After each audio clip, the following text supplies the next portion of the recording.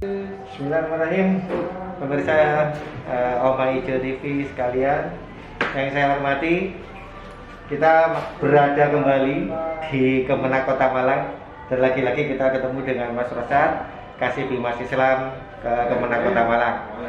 Nah, baik, kalau yang kemarin kita ngobrol tentang surat edaran nomor 12, nomor 13. Nah, untuk yang saat kali ini kita ngobrolin ada lagi surat edaran nomor 15 tahun 2021 tentang pelaksanaan Hari Raya Kurban di daerah ataupun pada area-area ataupun pada keadaan-keadaan pandemi ini ya.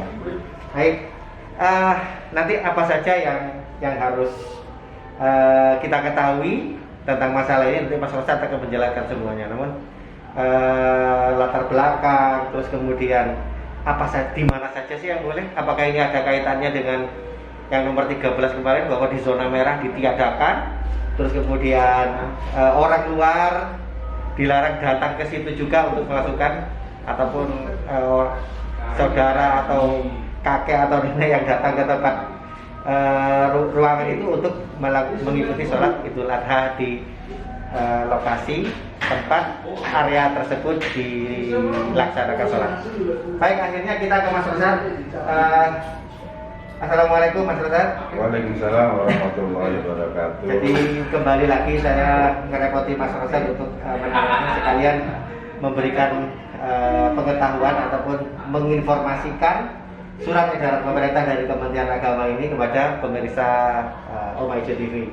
Oke Mas Rosad, jadi tentang nomor 15 ya, SI 15 tahun 2021 yang melatar belakangi kemudian apa saja yang tidak diperbolehkan di sana pada pada ketentuan protokol kesehatan yang diputuskan oleh Kementerian Agama. Monggo Mas Rosad. Terima kasih Mas Anjay. Tanggal 15 kemarin Menteri Agama mengeluarkan SE tentang pembatasan kegiatan keagamaan di rumah ibadah. Tanggal 15 tahun 2021, kemudian tanggal 21 Juni tahun 2021 Menteri Agama kembali mengeluarkan surat edaran nomor 15. Yang surat edaran ini berbeda dengan surat edaran nomor 13.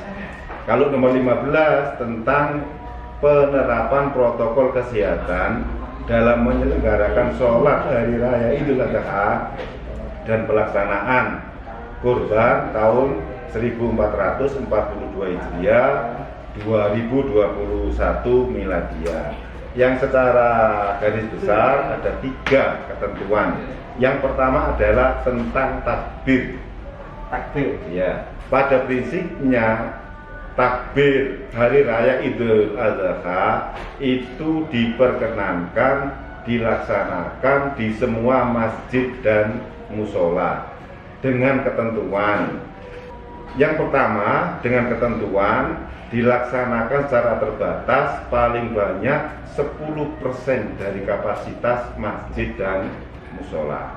Tentu saja dengan menggunakan jarak dan protokol kesehatan COVID. Kemudian yang kedua, takbir keliling dilarang. Artinya dilarang, ditiadakan. Untuk apa? Untuk mengantisipasi terjadinya keramaian dan kerumunan. Yang ketiga, kegiatan takbiran dapat disiarkan secara virtual dari masjid maupun musola. Ini yang masalah takbir. Yang kedua, berkenaan dengan pengaturan sholat Idul Adha-nya. Sholat Idul Adha itu dilarang, baik itu sholat Idul Adha yang dilaksanakan di masjid atau di musola bagi yang berada di zona merah. Jadi di zona merah itu baik yang di lapangan atau di masjid atau di musola ditiadakan.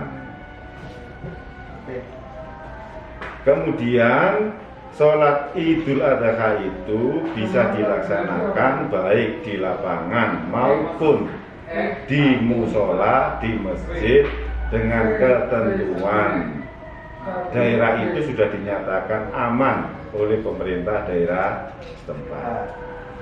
Karena itu panitia HBI, panitia pelaksana itu harus berkoordinasi dengan pemerintah daerah setempat, utamanya kepada Satgas COVID. Diizinkan di zona aman itu tetap harus menggunakan protokol kesehatan. Panitia wajib menyediakan termogan, ya, terus kemudian menyiapkan alat cuci tangan. Kemudian setelah sholat, masyarakat tidak boleh berkerumun, harus langsung pulang. Untuk khotibnya juga dibatasi. Untuk khotib itu maksimal 15 menit. 15 menit. Iya. Kemudian jamaah yang hadir itu tidak boleh lebih dari 50% dari kapasitas lapangan, kapasitas masjid, atau kapasitas musola. Yang perlu diperhatikan 50% ini dengan tatanan jaga jarak sudah. Oh. Ya. Jadi memang jamaahnya akan berkurang banyak. Karena apa? Biasanya sampai ke jalan-jalan. Ini kan dibatasi 50%. Iya. Gitu. Terus kemudian masih di pengaturan sholat Idul Adha bagi jamaah yang sakit atau sudah lanjut usia dilarang mengikuti sholat hari raya Idul Adha baik di lapangan maupun di masjid, karena ini agak berbahaya, kan begitu ya, resikonya agak tinggi. Kemudian tadi selain panitia menyediakan termogan, alat cuci, masyarakat wajib bermasker dan menggunakan alat perlengkapan sholat sendiri-sendiri dari rumah biar steril. Nah, tempat mimbar khotib itu harus dikasih kaca atau penyekat. Kemudian khotibnya harus pakai masker, juga pakai face shield untuk menghindarkan kemungkinan-kemungkinan yang terjadi. Nah, yang ketiga itu tata cara penyembelihan hewan kurban. Hewan kurban itu disembelih pada hari tasyrik tanggal 11, 12, dan 13 Zulhijjah. Tidak boleh di luar itu. Kalau di luar itu berarti tidak kurban. Nah, kemudian pemotongan hewan kurban ini ada pengecualian dengan yang kemarin-kemarin. Di surat edaran ini diharapkan pemotongan hewan kurban itu dilaksanakan di RPH. Oh.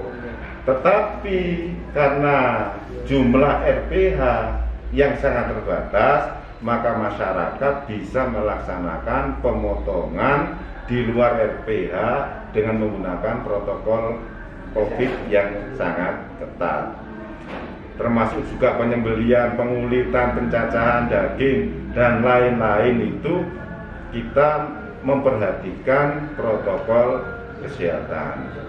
Ini orangnya juga dikurangi ya? Enggak? Iya, nah ini dikuranginya begini.